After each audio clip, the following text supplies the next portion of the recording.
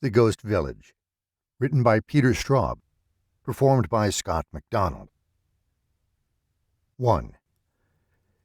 In Vietnam, I knew a man who went quietly and purposely crazy because his wife wrote him that his son had been sexually abused, messed with, by the leader of their church choir. This man was a black 6'6" grunt named Leonard Hamnet from a small town in Tennessee named Archibald. Before writing, his wife had waited until she had endured the entire business of going to the police, talking to other parents, returning to the police with another accusation, and finally succeeding in having the man charged. He was up for trial in 2 months. Leonard Hamnet was no happier about that than he was about the original injury. "I got to murder him, you know, but I'm seriously thinking on murdering her, too," he said. He still held the letter in his hands, and he was speaking to Spanky Barrage, Michael Poole, Connor Linklater, Spec 4 Cotton, Calvin Hill, Tina Pumo, the magnificent M.O. Dengler, and myself. "All this is going on. My boy needs help. This here Mr. Brewster needs to be dismantled, needs to be racked and stacked, and she don't tell me. Makes me want to put her down, man. Take her damn head off and put it up on a stake in the yard, man, with a sign saying, 'Here is one stupid woman.'"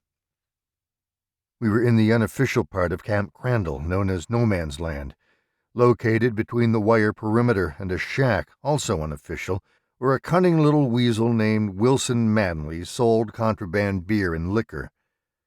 No Man's Land, so called because the CO pretended it did not exist, contained a mound of old tires, a piss tube, and a lot of dusty red ground. Leonard Hamnet gave the letter in his hand a dispirited look, folded it into the pocket of his fatigues, and began to roam around the heap of tires, aiming kicks at the ones that stuck out farthest. "One stupid woman," he repeated. Dust exploded up from a burst, worn-down wheel of rubber. I wanted to make sure Hamnet knew he was angry with Mr. Brewster, not his wife, and said, "She was trying." Hamnet's great glistening bull's head turned toward me. "Look at what the woman did. She nailed that bastard. She got other people to admit that he messed with their kids, too. That must be almost impossible. And she had the guy arrested. He's going to be put away for a long time." "I'll put that bitch away, too," Hamnet said, and kicked an old gray tire hard enough to push it nearly a foot back into the heap. All the other tires shuddered and moved. For a second, it seemed that the entire mound might collapse. "This is my boy I'm talking about here," Hamnet said. "This shit has gone far enough." "The important thing," Dengler said, "is to take care of your boy. You have to see he gets help." "How am I going to do that from here?" Hamnet shouted. "Write him a letter," Dengler said. "Tell him you love him. Tell him he did right to go to his mother. Tell him you think about him all the time." Hamnet took the letter from his pocket and stared at it. It was already stained and wrinkled. I did not think it could survive many more of Hamnet's readings. His face seemed to get heavier. No easy trick with a face like Hamnet's. "I got to get home," he said. "I got to get back home and take care of these people." Hamnet began putting in requests for compassionate leave relentlessly, 1 request a day. When we were out on patrol, sometimes I saw him unfold the tattered sheet of notepaper from his shirt pocket and read it 2 or 3 times, concentrating intensely.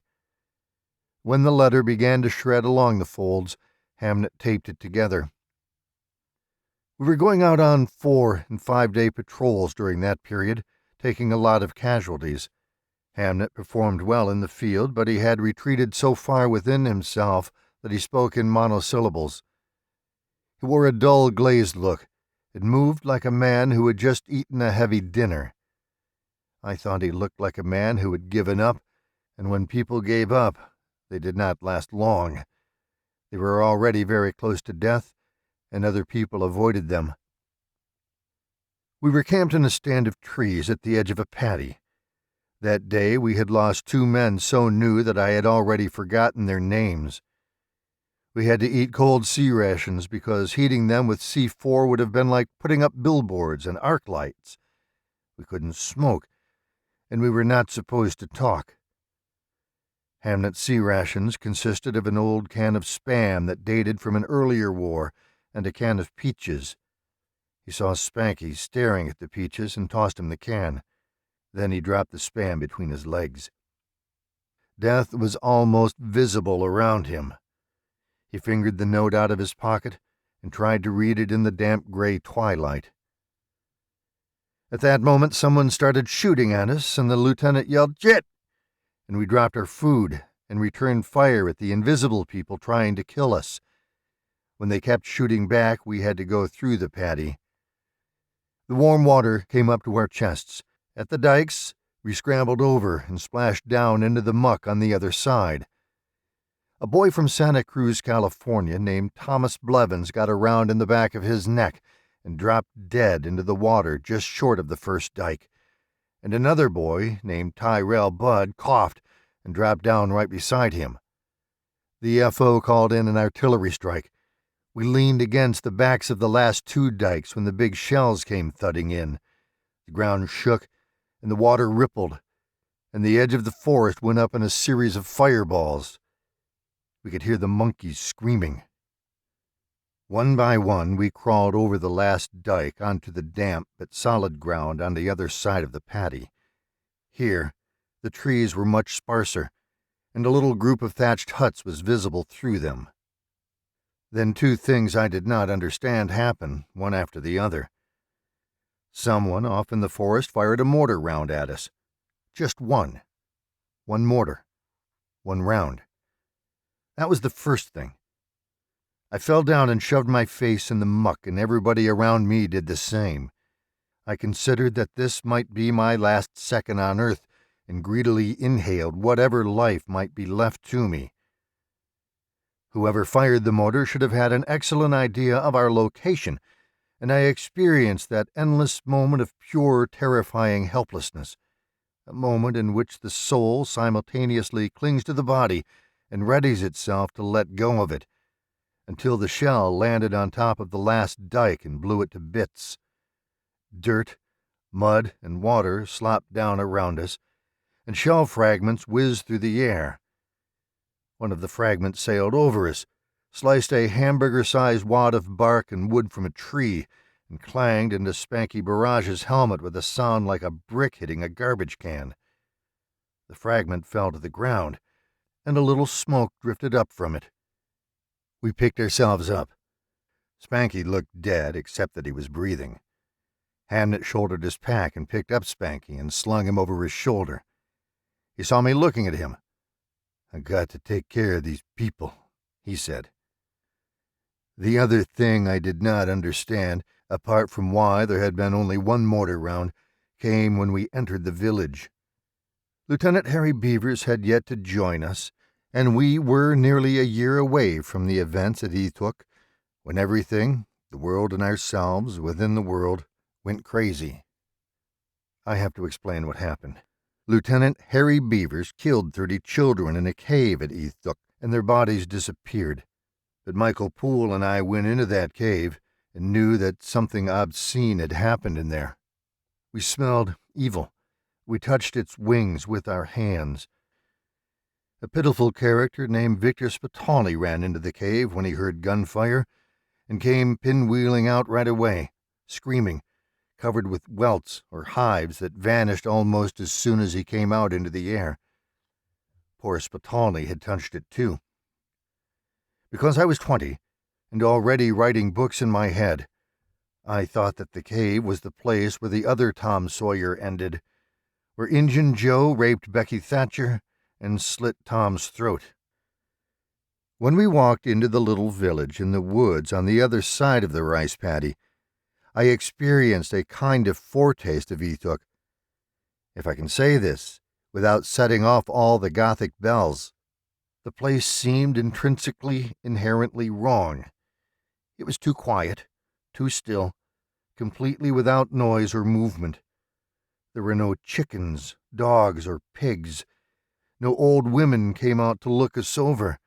No old men offered conciliatory smiles. The little huts, still inhabitable, were empty, something I had never seen before in Vietnam, and never saw again. It was a ghost village, in a country where people thought the earth was sanctified by their ancestors' bodies. Poole's map said the place was named Bong Tho.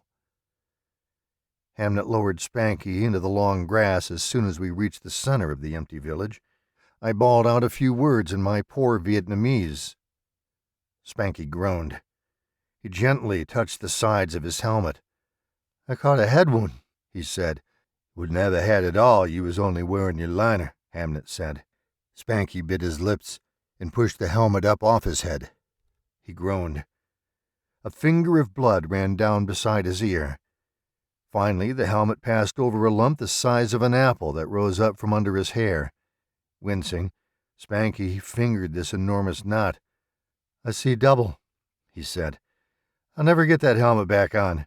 The medic said, "Take it easy, we'll get you out of here." "Out of here?" Spanky brightened up. "Back to Crandall," the medic said. Spitalny sidled up, and Spanky frowned at him. "There ain't nobody here," Spitalny said. "What the fuck is going on?" He took the emptiness of the village as a personal affront. Leonard Hamnet turned his back and spat. "Spitalny, Tiano," the lieutenant said.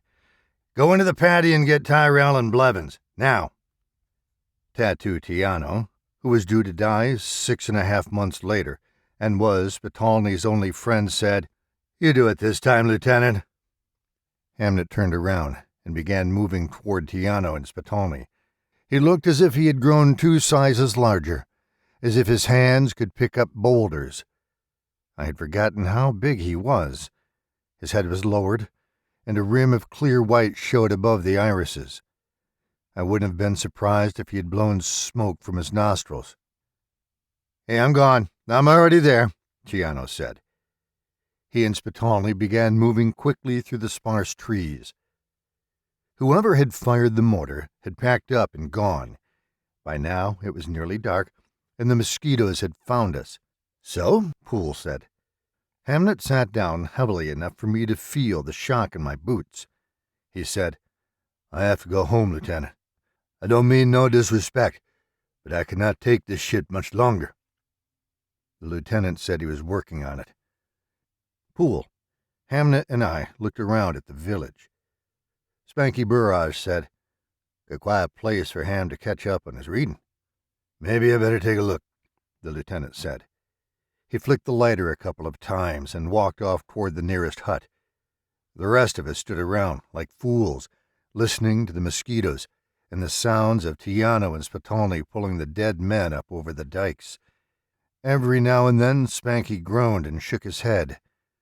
Too much time passed.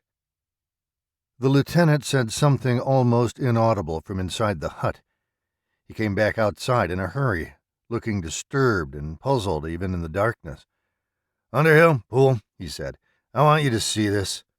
Poole and I glanced at each other. I wondered if I looked as bad as he did. Poole seemed to be a couple of psychic inches from either taking a poke at the lieutenant or exploding altogether. In his muddy face, his eyes were the size of hen's eggs. He was wound up like a cheap watch. I thought that I probably looked pretty much the same. "What is it, Lieutenant?" he asked. The lieutenant gestured for us to come to the hut, then turned around and went back inside. There was no reason for us not to follow him. The lieutenant was a jerk, but Harry Beavers, our next lieutenant, was a baron, an earl among jerks, and we nearly always did whatever dumb things he told us to do. Poole was so ragged and edgy that he looked as if he felt like shooting the lieutenant in the back. I felt like shooting the lieutenant in the back, I realized a second later. I didn't have an idea in the world what was going on in Poole's mind. I grumbled something and moved toward the hut. Poole followed. The lieutenant was standing in the doorway, looking over his shoulder and fingering his sidearm. He frowned at us to let us know we had been slow to obey him. then flicked on the lighter. The sudden hollows and shadows in his face made him resemble one of the corpses I had opened up when I was in Graves registration at Camp White Star. "You want to know what it is, Poole? Okay, you tell me what it is." He held the lighter before him, like a torch, and marched into the hut. I imagined the entire dry, flimsy structure bursting into heat and flame. This lieutenant was not destined to get home walking and breathing, and I pitied and hated him about equally, but I did not want to turn into toast because he had found an American body inside a hut and didn't know what to do about it. I'd heard of platoons finding the mutilated corpses of American prisoners and hoped that this was not our turn. And then, in the instant before I smelled blood and saw the lieutenant stoop to lift a panel on the floor, I thought that what had spooked him was not the body of an American POW, but of a child who had been murdered and left behind in this empty place. The lieutenant had probably not seen any dead children yet. Some part of the lieutenant was still worrying about what a girl named Becky Rodenberger was getting up to back at Idaho State, and a dead child would be too much reality for him. He pulled up the wooden panel in the floor, and I caught the smell of blood. The Zippo died, and darkness closed down on us. The lieutenant yanked the panel back on its hinges. The smell of blood floated up from whatever was beneath the floor. The lieutenant flicked the Zippo, and his face jumped out of the darkness. "Now, tell me what this is." "It's where they hide the kids when people like us show up," I said. "Smells like something went wrong. Did you take a look?" I saw in his tight cheeks and almost lipless mouth that he had not. He wasn't about to go down there and get killed by the Minotaur while his platoon stood around outside. "Taking a look is your job, Underhill," he said. For a second we both looked at the ladder, made of peeled branches leashed together with rags, that led down into the pit. "Give me the lighter," Poole said, and grabbed it away from the lieutenant. He sat on the edge of the hole and leaned over, bringing the flame beneath the level of the floor. He grunted at whatever he saw and surprised both the lieutenant and myself by pushing himself off the ledge into the opening. The light went out. The lieutenant and I looked down into the dark open rectangle in the floor. The lighter flared again. I could see Poole's extended arm, the jittering little fire, a packed earth floor. The top of the concealed room was less than an inch above the top of Poole's head. He moved away from the opening. "What is it? Are there any—" The lieutenant's voice made a creaky sound. "Any bodies?" "Come down here, Tim," Poole called up. I sat on the floor and swung my legs into the pit. Then I jumped down. Beneath the floor, the smell of blood was almost sickeningly strong. "What do you see?" the lieutenant shouted. He was trying to sound like a leader, and his voice squeaked on the last word. I saw an empty room shaped like a giant grave. The walls were covered by some kind of thick paper held in place by wooden struts sunk into the earth. Both the thick brown paper and two of the struts showed old bloodstains. "Hot," Poole said, and closed the lighter. "Come on, damn it," came the lieutenant's voice. "Get out of there." "Yes, sir," Poole said. He flicked the lighter back on. Many layers of thick paper formed an absorbent pad between the earth and the room, and the topmost, thinnest layer had been covered with vertical lines of Vietnamese writing. The writing looked like poetry, like the left-hand pages of Kenneth Rexroth's translation of Tu Fu and Li Po. "Well, well," Poole said, and I turned to see him pointing at what first looked like intricately woven strands of rope fixed to the blood-stained wooden uprights. Poole stepped forward, and the weave jumped into sharp relief. About 4 feet off the ground, iron chains had been screwed to the uprights. The thick pad between the two lengths of chain had been soaked with blood. The 3 feet of ground between the posts looked rusty. Poole moved the lighter closer to the chains, and we saw dried blood on the metal links. "I want you guys out of there, and I mean now," whined the lieutenant.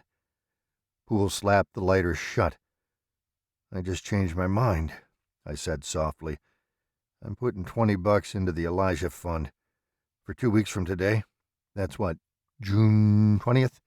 Tell it to Spanky," he said. Spanky Burrage had invented the pool we called the Elijah Fund, and he held the money. Michael had not put any money into the pool. He thought that a new lieutenant might be even worse than the one we had. Of course, he was right. Harry Beavers was our next lieutenant. Elijah Joyce, Lieutenant Elijah Joyce of New Utrecht, Idaho, a graduate of the University of Idaho and basic training at Fort Benning, Georgia, was an inept, weak lieutenant, not a disastrous one. If Spanky could have seen what was coming, he would have given back the money and prayed for the safety of Lieutenant Joyce. Poole and I moved back toward the opening. I felt as if I had seen a shrine to an obscene deity. The lieutenant leaned over and stuck out his hand, uselessly, because he did not bend down far enough for us to reach him. We levered ourselves up out of the hole, stiff-armed, as if we were leaving a swimming pool. The lieutenant stepped back. He had a thin face and thick, fleshy nose, and his Adam's apple danced around in his neck like a jumping bean. He might not have been Harry Beavers, but he was no prize. "Well, how many?" "How many what?" I asked. "How many are there?" He wanted to go back to Camp Crandall with a good body count. "There weren't exactly any bodies, Lieutenant," said Poole, trying to let him down easily. He described what we had seen. "Well, what's that good for?" He meant, how was that going to help me? "Interrogations, probably," Poole said. "If you questioned someone down there, no one outside the hut would hear anything. At night, you could just drag the body into the woods." Lieutenant Joyce nodded. "Field interrogation post," he said, trying out the phrase. "Torture, use of, highly indicated." He nodded again. "Right? Highly," Poole said. "Shows you what kind of enemy we're dealing with in this conflict." I could no longer stand being in the same 3 square feet of space with Elijah Joyce, and I took a step toward the door of the hut. I did not know what Poole and I had seen, but I knew it was not a field interrogation post, torture, use of, highly indicated, unless the Vietnamese had begun to interrogate monkeys.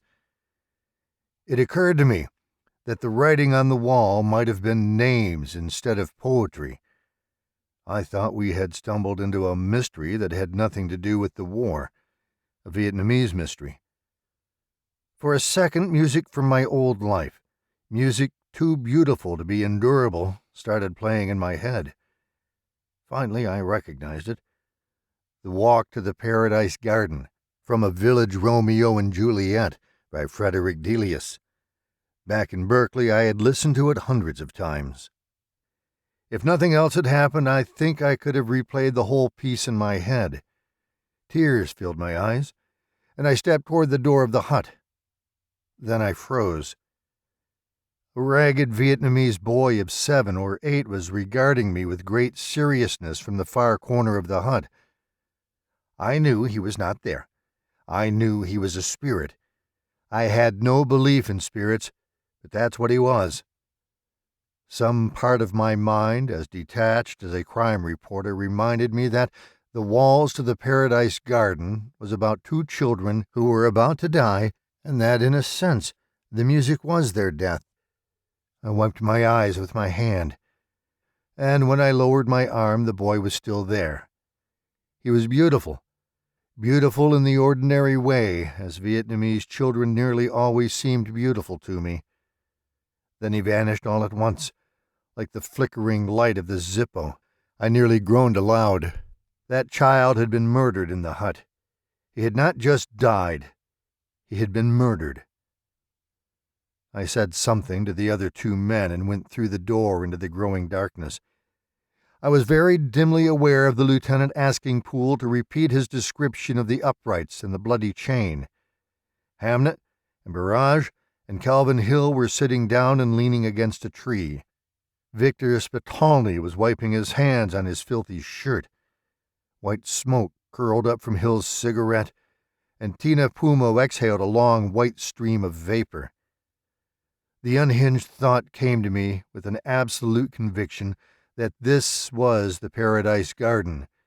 The men lounging in the darkness, the pattern of the cigarette smoke, and the patterns they made, sitting or standing in the indrawing darkness, as physical as a blanket, the frame of the trees and the flat gray-green background of the paddy. My soul had come back to life.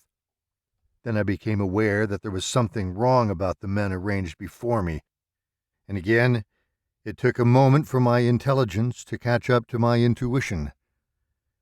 Every member of a combat unit makes unconscious adjustments as members of the unit go down in the field.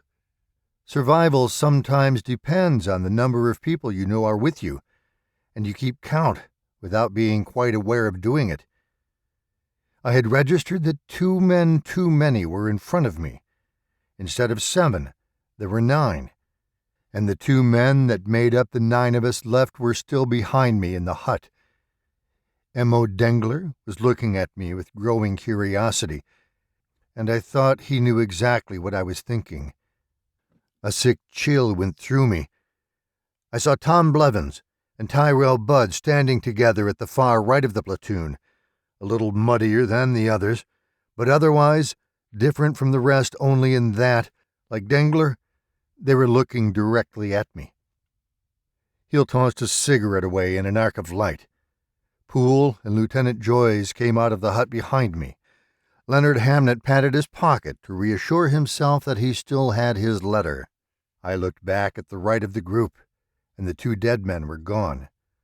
"Let's saddle up," the lieutenant said. "We aren't doing any good around here." "Tim," Dengler asked. He had not taken his eyes off me since I had come out of the hut. I shook my head.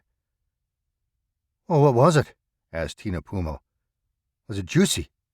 Spanky and Calvin Hill laughed and slapped hands. "Are we going to torch this place?" asked Spitalny. The lieutenant ignored him. "Just enough, Pumo. Interrogation post. Field interrogation post." "No shit." "His people are into torture, Pumo. It's just another indication." "Gotcha." Pumo glanced at me, and his eyes grew curious. Dengler moved closer. "I was just remembering something," I said. "Something from the world." "You better forget about the world while you're over here, Underhill," the lieutenant told me. "I'm trying to keep you alive, in case you hadn't noticed, but you have to cooperate with me." His Adam's apple jumped like a begging puppy. As soon as he went ahead to lead us out of the village, I gave $20 to Spanky and said, 2 weeks from today." "My man," Spanky said. The rest of the patrol was uneventful. The next night we had showers, real food, alcohol, cots to sleep in, sheets and pillows.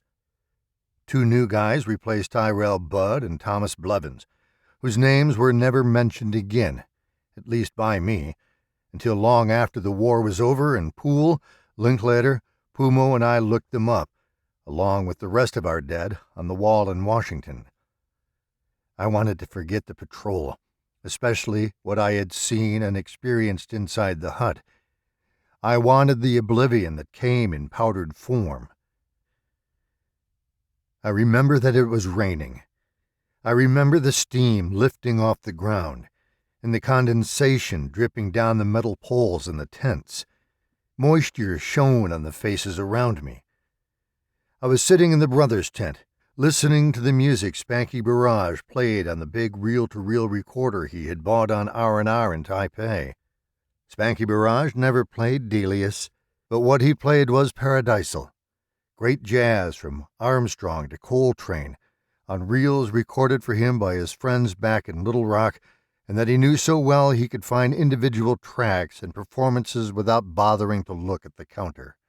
Spanky liked to play disc jockey during these long sessions, changing reels and speeding past thousands of feet of tape to play the same songs by different musicians, even the same song hiding under different names, Cherokee and Coco, Indiana and Donna Lee, or a long series of songs connected by titles that use the same words.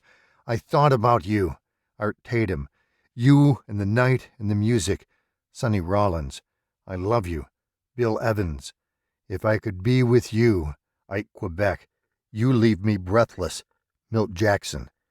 Even, for the sake of the joke, Thou Swell by Glenn Roy Breakstone. In his single artist mode on this day, Spanky was ranging through the work of a great trumpet player named Clifford Brown. On this sweltering rainy day, Clifford Brown's music sounded regal and unearthly. Clifford Brown was walking to the Paradise Garden. Listening to him was like watching a smiling man shouldering open an enormous door to let in great dazzling rays of light. We were out of the war. The world we were in transcended pain and loss, and imagination had banished fear. Even Spec 4 Cotton and Calvin Hill, who preferred James Brown to Clifford Brown, lay on their bunks listening as Spanky followed his instincts from one track to another. After he had played disc jockey for something like 2 hours, Spanky rewound the long tape and said, "Enough." The end of the tape slapped against the reel. I looked at Dengler, who seemed dazed, as if awakening from a long sleep. The memory of the music was still all around us. Light still poured in through the crack in the great door. "I'm going to have a smoke and a drink," Hill announced, and pushed himself up off his cot. He walked to the door of the tent and pulled the flap aside to expose the green, wet drizzle. That dazzling light, the light from another world, began to fade. Hill sighed, plopped a wide-brimmed hat on his head, and slipped outside. Before the stiff flap fell shut, I saw him jumping through the puddles on the way to Wilson Manley's shack. I felt as though I had returned from a long journey. Spanky finished putting the Clifford Brown reel back into its cardboard box. Someone in the rear of the tent switched on Armed Forces radio. Spanky looked at me and shrugged. Leonard Hamnet took his letter out of his pocket, unfolded it, and read it through very slowly. "Leonard," I said, and he swung his big buffalo's head toward me. "You still putting in for compassionate leave?" He nodded. "You know what I gotta do." "Yes," Dengler said in a slow, quiet voice. "They gonna let me take care of my people. They gonna send me back." He spoke with a complete absence of nuance, like a man who had learned to get what he wanted by parroting words without knowing what they meant. Dengler looked at me and smiled. For a second, he seemed as alien as Hamnet. "How do you think it's going to happen? Us, I mean. Do you think it'll just go on like this, day after day, until some of us get killed and the rest of us go home, or do you think it's going to get stranger and stranger?" He did not wait for me to answer. "I think it'll always sort of look the same. It won't be. I think the edges are starting to melt. I think that's what happens when you're out here long enough. The edges melt." "Your edges melted a long time ago, Dengler," Spanky said, and applauded his own joke. Dengler was still staring at me. He always resembled a serious, dark-haired child. It never looked as though he belonged in uniform. "Here's what I mean, kind of," he said. "When we were listening to that trumpet player—" "Brownie, Clifford Brown," Spanky whispered. "I could see the notes in the air, like they were written out on a long scroll, and after he played them, they stayed in the air for a long time." "Sweetie pie," Spanky said softly, "you pretty hip for a little old-faced square." "When we were back in that village last week," Dengler said. "Tell me about that." I said that I had been there too. "Did something happen to you? Something special?" "I put $20 in the Elijah Fund," I said. "Only 20? Cotton asked. "What was in that hut?" Dengler asked. I shook my head. "All right," Dengler said. "But it's happening, isn't it? Things are changing. I could not speak. I could not tell Dengler in front of Cotton and Spanky Barrage that I had imagined seeing the ghosts of Blevins, Bud, and a murdered child. I smiled and shook my head. "Fine," Dengler said. "What the fuck you saying is fine," Cotton said. "I don't mind listening to that music, but I do draw the line at this bullshit." He flipped himself off his bunk and pointed a finger at me. "What date you give Spanky?" 20th. "He lasts longer than that." Cotton tilted his head as the song on the radio ended. Armed Forces Radio began playing a song by Moby Grape. Disgusted, he turned back to me. "Check it out. End of August. He'd be so tired he'd be sleepwalking. Be halfway through his tour. The fool will go to pieces, and that's when he'll get it." Cotton had put $30 on August 31st, exactly the midpoint of Lieutenant Joy's tour of duty. He had a long time to adjust to the loss of the money, because he himself stayed alive until a sniper killed him at the beginning of February. Then he became a member of the ghost platoon that followed us wherever we went. I think this ghost platoon, filled with men I had loved and detested, whose names I could or could not remember, disbanded only when I went to the wall in Washington, D.C. And by then, I felt that I was a member of it myself. 2. I left the tent with a vague notion of getting outside and enjoying the slight coolness that followed the rain. The packet of C. Van Vaux's white powder rested at the bottom of my right front pocket, which was so deep that my fingers just brushed its top. I decided that what I needed was a beer. Wilson Manley's shack was all the way on the other side of camp. I never liked going to the Enlisted Men's Club, where they were rumored to serve cheap Vietnamese beer in American bottles. Certainly the bottles had often been stripped of their labels, and to a suspicious eye the caps looked dented. Also, the beer there never quite tasted like the stuff Manley sold. One other place remained, farther away than the Enlisted Men's Club, but closer than Manley's shack and somewhere between them in official status. About 20 minutes' walk from where I stood, just at the curve in the steeply descending road to the airfield and the motor pool, stood an isolated wooden structure called Billy's. Billy himself, supposedly a Green Beret captain who had installed a handful of bar girls in an old French command post, had gone home long ago, but his club had endured. There were no more girls, if there ever had been, and the brand-name liquor was about as reliable as the Enlisted Men's Club's beer. When it was open, a succession of slender Montegard boys who slept in the nearly empty upstairs room served drinks. I visited these rooms 2 or 3 times, but I never learned where the boys went when Billy's was closed. They spoke almost no English. Billy's did not look anything like a French command post, even one that had been transformed into a bordello. It looked like a roadhouse. A long time ago the building had been painted brown. The wood was soft with rot. Someone had once boarded up the 2 front windows on the lower floor, and someone else had torn off a narrow band of boards across each of the windows so that light entered in 2 flat white bands that traveled across the floor during the day. Around 6:30, the light bounced off the long foxed mirror that stood behind the row of bottles. After 5 minutes of blinding light, the sun disappeared beneath the pine boards, and for 10 or 15 minutes, a shadowy pink glow filled the barroom. There was no electricity and no ice. Fingerprints covered the glasses.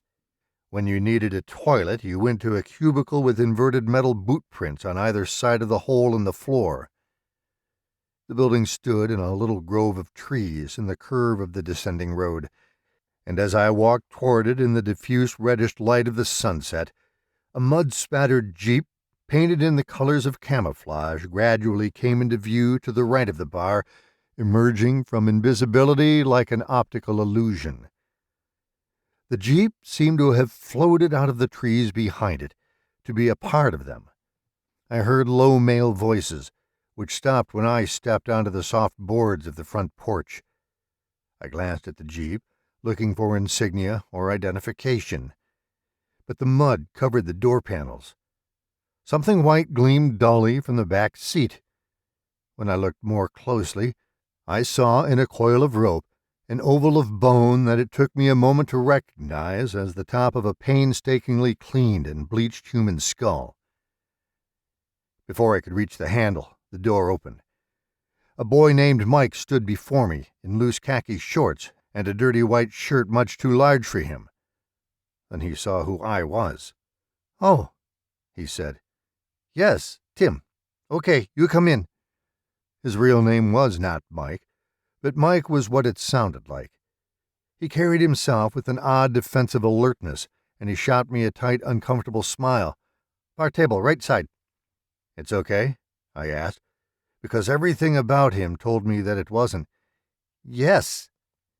He stepped back to let me in. I smelled cordite before I saw the other men. The bar looked empty, and the band of light coming in through the opening over the windows had already reached the long mirror, creating a bright dazzle, a white fire. I took a couple of steps inside, and Mike moved around me to return to his post. "Oh, hell," someone said off to my left. "We have to put up with this?" I turned my head to look into the murk of that side of the bar, and saw 3 men sitting against the wall at a round table. None of the kerosene lamps had been lighted yet, and the dazzle from the mirror made the far reaches of the bar even less distinct. It's okay, said Mike. "Old customer, old friend." "I bet he is," the voice said. "Just don't let any women in here." "No women," Mike said. "No problem." I went through the tables to the farthest one on the right. "You want whiskey, Tim?" Mike asked. "Tim?" the man said. "Tim?" "Beer," I said, and sat down. A nearly empty bottle of Johnny Walker Black, 3 glasses, and about a dozen cans of beer covered the table before them. The soldier with his back against the wall shoved aside some of the beer cans so that I could see the .45 next to the Johnny Walker bottle. He leaned forward with a drunk's guarded coordination. The sleeves had been ripped off his shirt, and dirt darkened his skin as if he had not bathed in years. His hair had been cut with a knife and had once been blonde. "I just want to make sure about this," he said. "You're not a woman, right? You swear to that?" "Anything you say," I said. "No woman walks into this place." He put his hand on the gun. "No nurse, no wife, no anything. You got that?" "Got it," I said. Mike hurried around the bar with my beer. "Tim. Funny name. Tom. Now that's a name. Tim sounds like a little guy. Like him." He pointed at Mike with his left hand, the whole hand, and not merely the index finger, while his right still rested on the .45. "Little fucker ought to be wearing a dress. Hell, he practically is wearing a dress." "Don't you like women?" I asked. Mike put a can of Budweiser on my table and shook his head rapidly, twice. He had wanted me in the club because he was afraid the drunken soldier was going to shoot him, and now I was just making things worse. I looked at the 2 men with the drunken officer. They were dirty and exhausted. Whatever had happened to the drunk had also happened to them. The difference was that they were not drunk yet. "That is a complicated question," the drunk said. "There are questions of responsibility. You can be responsible for yourself. You can be responsible for your children and your tribe. You are responsible for anyone you want to protect. But can you be responsible for women? If so, how responsible?" Mike quietly moved behind the bar and sat on a stool with his hands out of sight. I knew he had a shotgun under there. "You don't have any idea what I'm talking about, do you, Tim? You rear echelon dipshit. You're afraid you'll shoot any women who come in here, So you told the bartender to keep them out. This wise-ass sergeant is personally interfering with my state of mind, the drunk said to the burly man on his right. Tell him to get out of here, or a certain degree of unpleasantness will ensue. Leave him alone, the other man said. Stripes of dried mud lay across his lean, haggard face. The drunken officer startled me by leaning toward the other man and speaking in a clear, carrying Vietnamese. It was an old-fashioned, almost literary Vietnamese, and he must have thought and dreamed in it to speak it so well. He assumed that neither I nor the Montagnard boy would understand him. "This is serious," he said, "and I am serious. If you wish to see how serious, just sit in your chair and do nothing. Do you not know of what I am capable by now? Have you learned nothing? You know what I know. I know what you know. A great heaviness is between us. Of all the people in the world at this moment, the only ones I do not despise are already dead, or should be. At this moment, murder is weightless." There was more, and I cannot swear that this was exactly what was said, but it's pretty close. He may have said that murder was empty.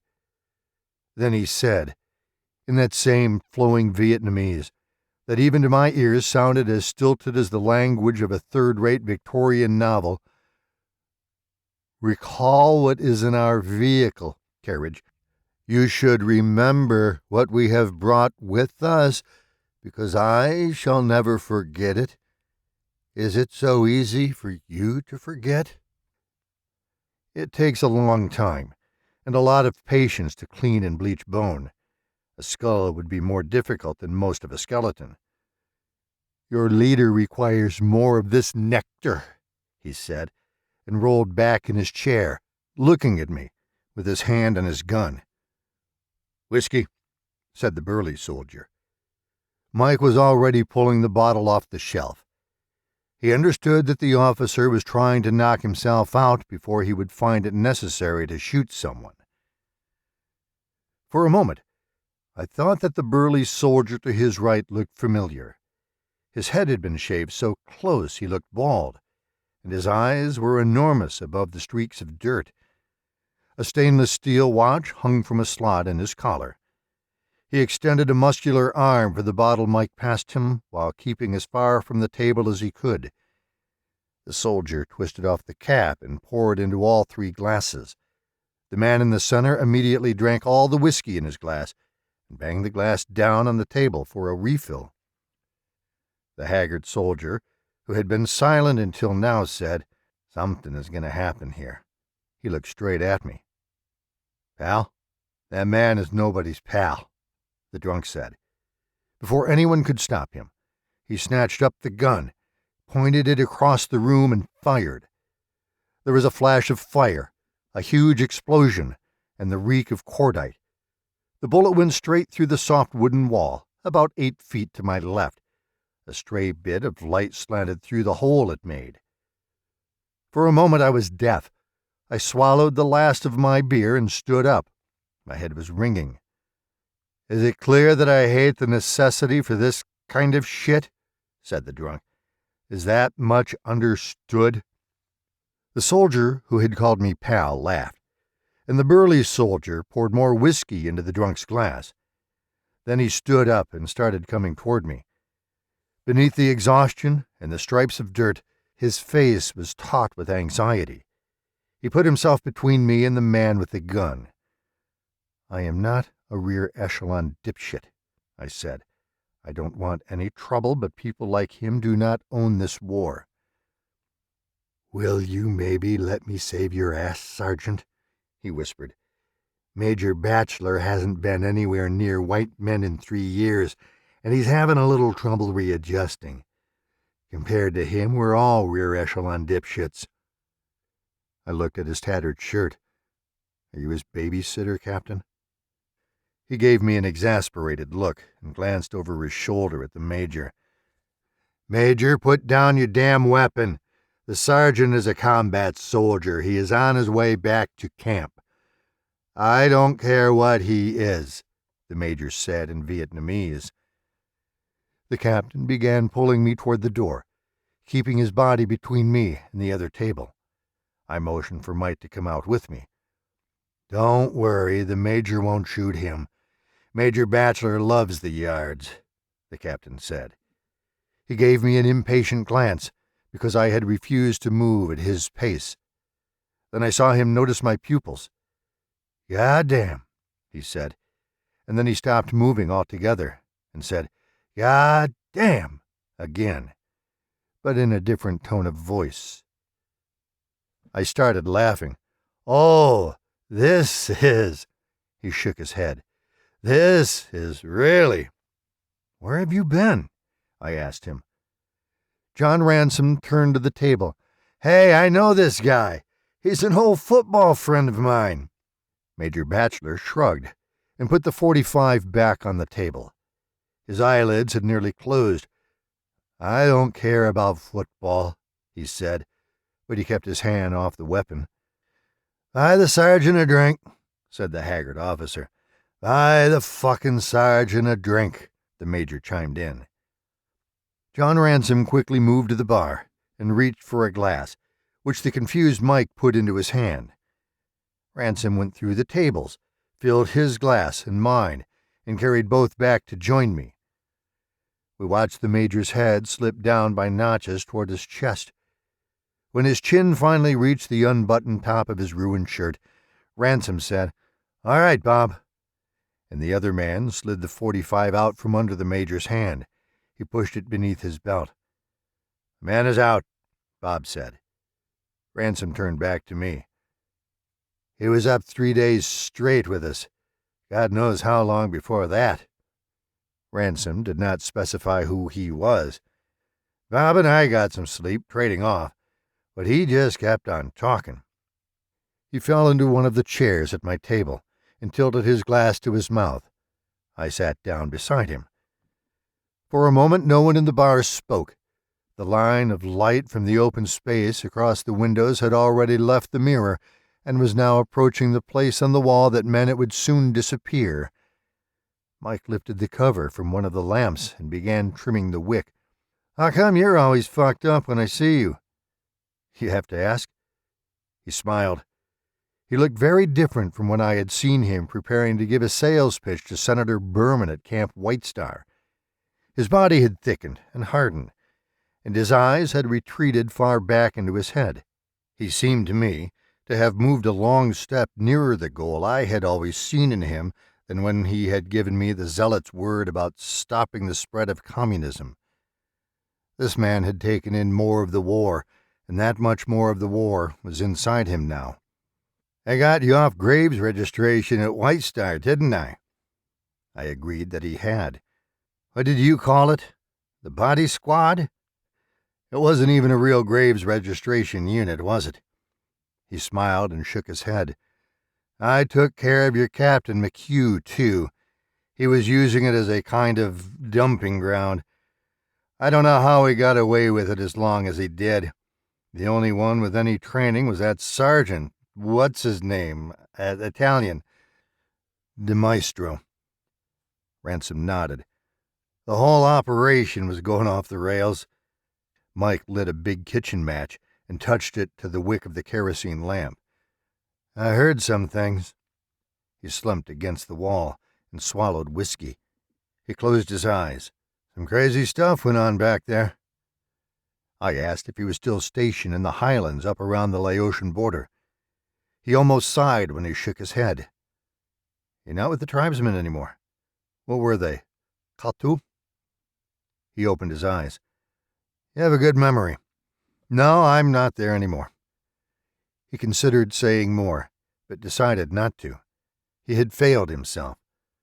I'm kind of on hold until they send me up around Quezon. It'll be better up there. The brew are tremendous. Right now, all I want to do is take a bath and get into bed. Any bed. Actually, I'd settle for a dry, level place on the ground. Where did you come from now? In country. His face creased, and he showed his teeth. The effect was so unsettling that I did not immediately realize that he was smiling. Way in country. We had to get the major out. Looks more like you had to pull him out, like a tooth. My ignorance made him sit up straight. You mean you never heard of him? Franklin Batchelor? And then I thought I had, that someone had mentioned him to me a long time ago. In the brush for years. Batchelor did stuff that ordinary people don't even dream of. He's a legend. A legend, I thought, like the Green Berets Ransom had mentioned a lifetime ago at White Star. Ran what amounted to a private army, did a lot of good work in Darlac Province. He was out there on his own. The man was a hero, that's straight. Batchelor got to places we couldn't even get close to. He got inside an NVA encampment. You hear me? Inside the encampment, and silently killed about an entire division. Of all the people in the world at this minute, I remembered, the only ones he did not detest were already dead. I thought I must have heard it wrong. He was absorbed right into Rade life, Ransom said. I could hear the awe in his voice. The man even got married. Rade ceremony. His wife went with him on missions. I heard she was beautiful. Then I knew where I had heard of Franklin Batchelor before. He had been a captain when Ratman and his platoon had run into him after a private named Bobby Sweat had been blown to pieces on a trail in Darlac Province. Ratman had thought his wife was a black-haired angel. And then I knew whose skull lay wound in rope in the back seat of the Jeep. I did hear of him, I said. I knew someone who met him. The Rade woman, too. His wife, Ransom said. I asked him where they were taking Batchelor. We're stopping overnight at Crandall for some rest. Then we hope to Tanson Yut and bring him back to the States. Langley. I thought we might have to strap him down, but I guess we'll just keep pouring whiskey into him. He's going to want his gun back. Maybe I'll give it to him. His look told me what he thought Major Batchelor would do with his .45 if he was left alone with it long enough. He's in for a rough time at Langley. There'll be some heat. Why Langley? Don't ask, but don't be naive either. Don't you think there? He would not finish that sentence. Why do you think we had to bring him out in the first place? Because something went wrong? Oh, everything went wrong. Batchelor went totally out of control. He had his own war, ran a lot of sidelines, some of which were supposed to be under, shall we say, tighter controls. He had lost me. Ventures into Laos, business trips to Cambodia. Sometimes he wound up in control of airfields Air America was using, and that meant he was in control of the cargo. When I shook my head, he said, "Don't you have a little something in your pocket? A little package?" A secret world. Inside this world. Another secret world. You understand, I don't care what he did any more than I care about what you do.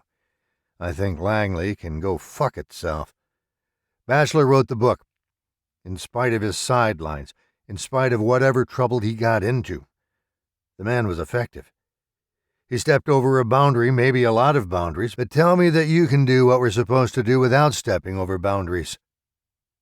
I wondered why he seemed to be defending himself, and asked if he would have to testify at Langley. It's not a trial. A debriefing? Sure, a debriefing. They can ask me anything they want. All I can tell them is what I saw. That's my evidence, right? What I saw? I don't have any evidence, except, maybe, these human remains the Major insisted on bringing out.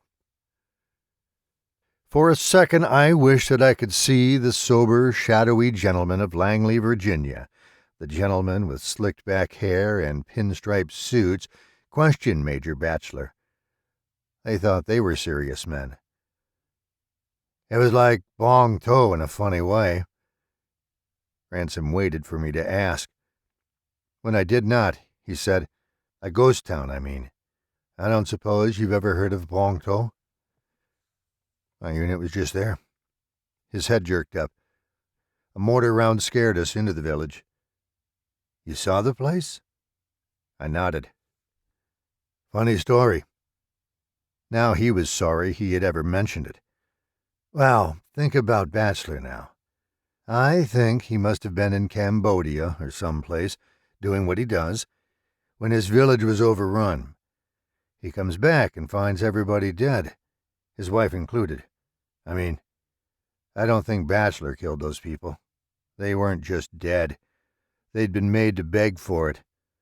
So Bachelor wasn't there, and his assistant, a Captain Bennington, must have just run off. We never did find him. Officially, Bennington's MIA. It's simple. You can't find the main guy, so you make sure he can see how mad you are when he gets back. You do a little grievous bodily harm on his people. They were not nice to his wife, Tim. To her, they were especially not nice. What does he do? He buries all the bodies in the village graveyard because that's a sacred responsibility. Don't ask me what else he does because you don't have to know this, okay? But the bodies are buried, generally speaking. Captain Bennington never does show up. We arrive and take Bachelor away. But sooner or later, some of the people who escaped are going to come back to that village. They're going to go on living there. The worst thing in the world happened to them in that place, but they won't leave. Eventually, other people in their family will join them, if they're still alive, and the terrible thing will be a part of their lives, because it is not thinkable to leave your dead. But they did in Bong To, I said. In Bong To, they did. I saw the look of regret on his face again, and said that I wasn't asking him to tell me any secrets. It's not a secret. It's not even military. It's just a ghost town.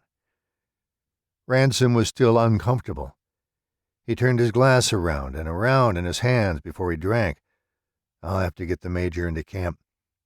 A real ghost town, I said, complete with ghosts. I honestly wouldn't be surprised. He drank what was left in his glass and stood up. He had decided not to say any more about it. Let's take care of Major Bachelor, Bob, he said. Right. Ransom carried our bottle to the bar and paid Mike. I stepped toward him to do the same, and Ransom said, taken care of. There was that phrase again. It seemed I had been hearing it all day, and that its meaning would not stay still. Ransom and Bob picked up the Major between them. They were strong enough to lift him easily. Bachelor's greasy head rolled forward. Bob put the .45 into his pocket, and Ransom put the bottle into his own pocket. Together they carried the Major to the door. I followed them outside. Artillery pounded hills a long way off. It was dark now, and light from the lanterns spilled out through the gaps in the windows. All of us went down the rotting steps, the Major bobbing between the other two. Ransom opened the Jeep, and it took a while to maneuver the Major into the back seat. Bob squeezed in beside him and pulled him upright. John Ransom got in behind the wheel and sighed. He had no taste for the next part of his job. I'll give you a ride back to camp, he said. We don't want an MP to get a close look at you. I took the seat beside him. Ransom started the engine and turned on the lights. He jerked the gear shift into reverse and rolled backward. You know why that mortar round came in, don't you? He asked me. He grinned at me. And we bounced onto the road back to the main part of camp. He was trying to chase you away from Bong To, and your fool of a lieutenant went straight for the place instead. He was still grinning. It must have steamed him, seeing a bunch of round eyes going in there. He didn't send in any more fire. No, he didn't want to damage the place. It's supposed to stay the way it is. I don't think they'd use the word, but that village is supposed to be like a kind of monument. He glanced at me again. To shame. For some reason, all I could think of was the drunken Major in the seat behind me, who had said that you were responsible for the people you wanted to protect. Ransom said, Did you go into any of the huts? Did you see anything unusual there? I went into a hut. I saw something unusual. A list of names? I thought that's what they were. Okay, Ransom said. You know a little Vietnamese? A little. You notice anything about those names? I could not remember. My Vietnamese had been picked up in bars and markets and was almost completely oral. 4 of them were from a family named Trang. Trang was the village chief, like his father before him and his grandfather before him. Trang had 4 daughters. As each one got to the age of 6 or 7, he took them down into that underground room and chained them to the posts and raped them. A lot of those huts have hidden storage areas, but Trang must have modified his after his first daughter was born. The funny thing is, I think everybody in the village knew what he was doing. I'm not saying they thought it was okay, but they let it happen. They could pretend they didn't know. The girls never complained, and nobody ever heard any screams. I guess Trang was a good enough chief. When the daughters got to 16, they left for the cities, sent back money too. So maybe they thought it was okay, but I don't think they did myself. Do you? How would I know? But there's a man in my platoon, a guy from... I think there's a difference between private and public shame, between what's acknowledged and what is not acknowledged. That's what Bachelor has to cope with when he gets to Langley. Some things are acceptable, as long as you don't talk about them. He looked sideways at me as we began to approach the northern end of the camp proper. He wiped his face, and flakes of dried mud fell off his cheek. The exposed skin looked red, and so did his eyes. Because, the way I see it, this is a whole general issue. The issue is, what is expressible?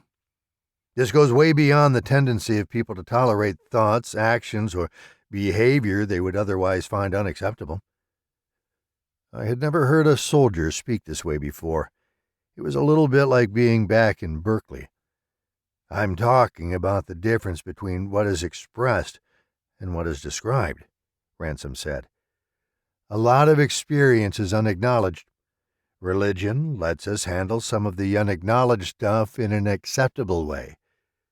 But suppose, just suppose, that you were forced to confront extreme experience directly, without any mediation.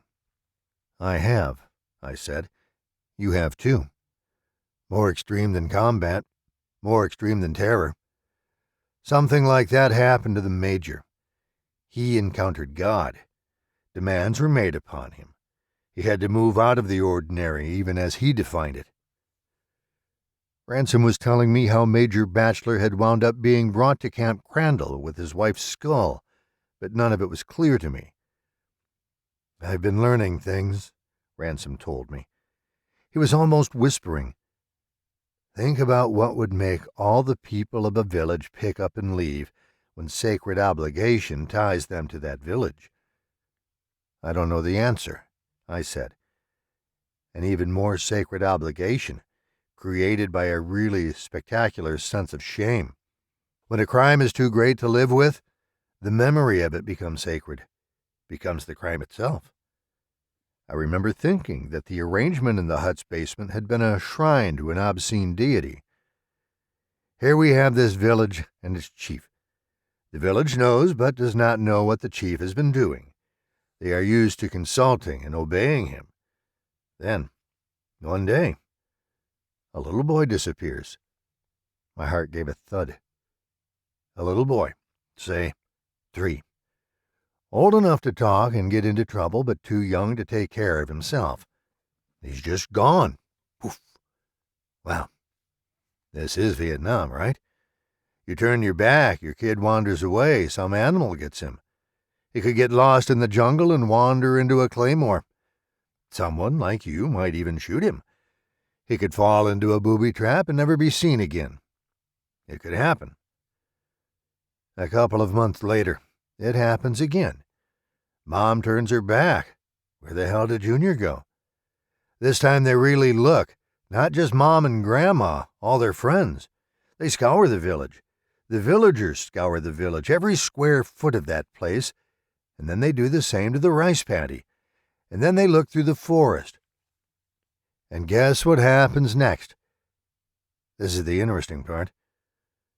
An old woman goes out one morning to fetch water from the well, and she sees a ghost. This old lady is part of the extended family of the first lost kid. But the ghost she sees isn't the kid's. It's the ghost of a disreputable old man from another village. A drunkard, in fact. A local no-good, in fact. He's just standing near the well with his hands together. He's hungry. That's what these people know about ghosts. The skinny old bastard wants more. He wants to be fed. The old lady gives a squawk and passes out. When she comes to again, the ghost is gone. Well, the old lady tells everybody what she saw, and the whole village gets in a panic. Evil forces have been set loose. Next thing you know, 2 13-year-old girls are working in the paddy. They look up and see an old woman who died when they were 10. She's about 6 feet away from them. Her hair is stringy and gray, and her fingernails are about 1 foot long. She used to be a friendly old lady, but she doesn't look too friendly now. She's hungry, too, like all ghosts. They start screaming and crying, but no one else can see her. And she comes closer and closer. And they try to get away, but one of them falls down, and the old woman is on her like a cat. And do you know what she does? She rubs her filthy hands over the screaming girl's face and licks the tears and slobber off her fingers. The next night, another little boy disappears. 2 men go looking around the village latrine behind the houses, and they see 2 ghosts down in the pit, shoving excrement into their mouths. They rush back into the village, and they both see 6 ghosts around the chief's hut. Among them are a sister who died during the war with the French, and a 20-year-old first wife who died of dengue fever. They want to eat. One of the men screeches, because not only did he see his dead wife, who looked something like what we could call a vampire, he saw her pass into the chief's hut without the benefit of the door. These people believe in ghosts, Underhill. They know ghosts exist, but it is extremely rare for them to see these ghosts. And these people are like psychoanalysts, because they do not believe in accidents. Every event contains meaning. The dead 20-year-old wife comes back out through the wall of the chief's hut. Her hands are empty, but dripping with red, and she is licking them like a starving cat. The former husband stands there, pointing and jabbering, and the mothers and grandmothers of the missing boys come out of their huts. They are as afraid of what they're thinking as they are of all the ghosts moving around them. The ghosts are part of what they know, even though most of them have never seen one until now. What is going through their minds is something new because it was hidden. The mothers and grandmothers go to the chief's door and begin howling like dogs. When the chief comes out, they push past him and they take the hut apart. And you know what they find? They find the end of Bong To. Ransom had parked the jeep near my battalion headquarters 5 minutes before, and now he smiled as if he had explained everything. "What happened?" I asked. "How did you hear about it?" He shrugged. "We learned all this in interrogation. When the women found the underground room, they knew the chief had forced the boys into sex and then killed them. They didn't know what he had done with the bodies, but they knew he had killed the boys. The next time, the VC paid one of their courtesy calls. They told the cadre leader what they knew. The VC did the rest. They were disgusted. Trang had betrayed them, too. Betrayed everything he was supposed to represent. One of the VC we captured took the chief downstairs into his underground room and chained the man to the posts. Wrote the names of the dead boys and Trang's daughters on the padding that covered the walls, and then Then they did what they did to him. They probably carried out the pieces and threw them into the excrement pit. And over months, bit by bit, not all at once but slowly, everybody in the village moved out. By that time, they were seeing ghosts all the time. They had crossed a kind of border. Do you think they really saw ghosts? I asked him. I mean, do you think they were real ghosts?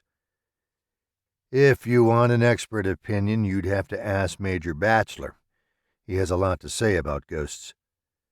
He hesitated for a moment, and then leaned over to open my door. But if you ask me, sure they did. I got out of the Jeep and closed the door. Ransom peered at me. Take better care of yourself. Good luck with your brew. The brew are fantastic. He slammed the Jeep into gear and shot away, cranking the wheel to turn the Jeep around in a giant circle in front of the battalion headquarters before he jammed it into second and took off to wherever he was going.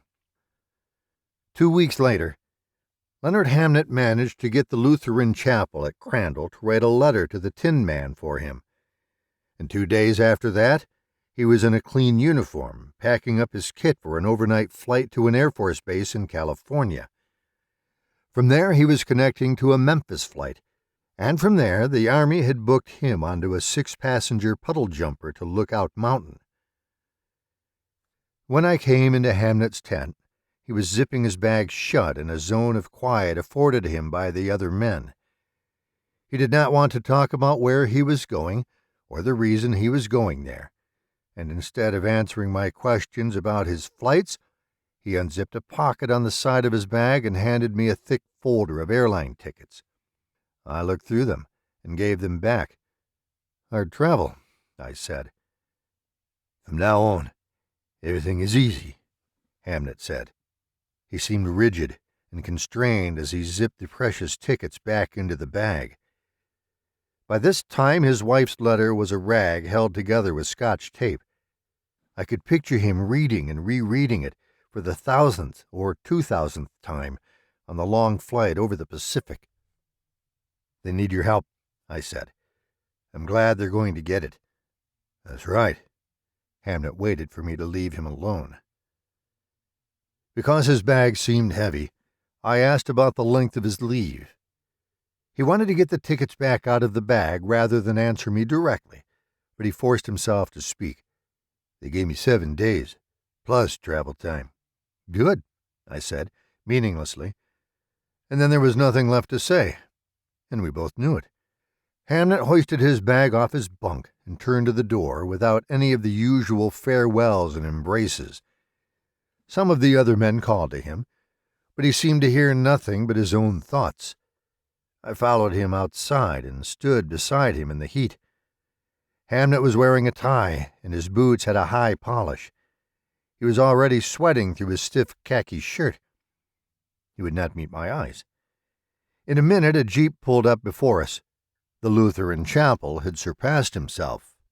Goodbye, Leonard, I said, and Hamnet tossed his bag in back and got into the jeep. He sat up straight as a statue.